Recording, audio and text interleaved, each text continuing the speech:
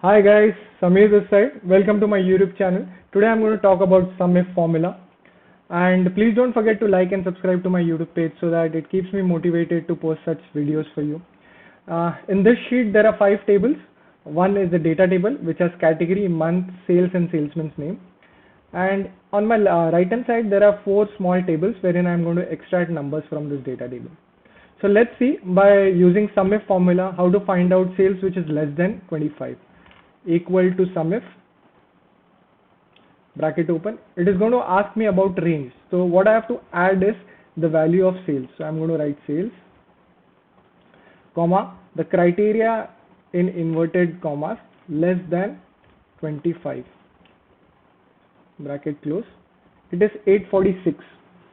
Now similarly, if you want to find out more than 50 sales, SumIf. Again, it is asking me range. The range is going to be sales.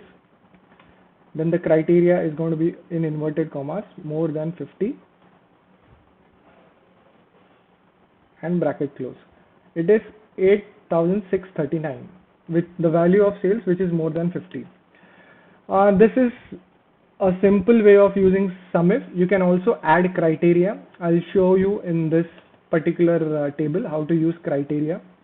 Now if I want to find out how much is the value of shoes sold, what I'm going to do, equal to SumIf.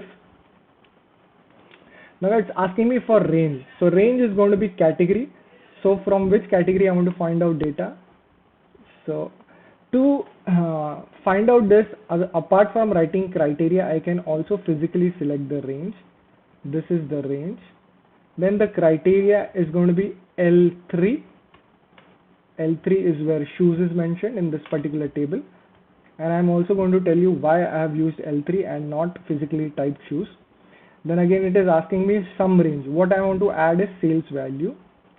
That's why I'm writing sales, bracket close. So the value is 2186.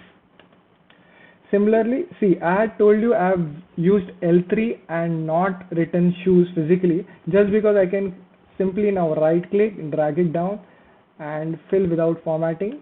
I'll get these values. That's why I had written L3, so that it takes a reference from L3 and simultaneously from L4, L5, L6. So if you see in the formula, it is taking a reference from L6. Now let's by using same formula find out how much Sam has sold. Equal to SumIf.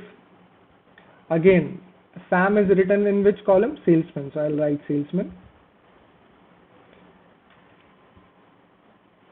comma, criteria. Criteria is going to be I3 where Sam's name is mentioned, L3, I3, sorry, I3, comma, some range. What I have to total is sales. So I'll write sales, bracket close. So 646 is what Sam has sold. Again, I have mentioned I3 and not Sam's name, so I can drag it now. Right click, drag it down, fill without formatting. So this gives me Danesh sale, this gives me Mujahid sale. Now similarly, if I want to find out in which month what quantity or what value I have sold, I'm going to use same formula, equal to SumIf. Range is going to be, where is month mentioned? In months, month, month, comma. Then it is asking me about criteria. Criteria is going to be I7. I can also write January and find it out. I7, and the sum range, sales, what I have to total, bracket close. So 602 units. Right click, drag it down, fill without formatting. So this gives me values.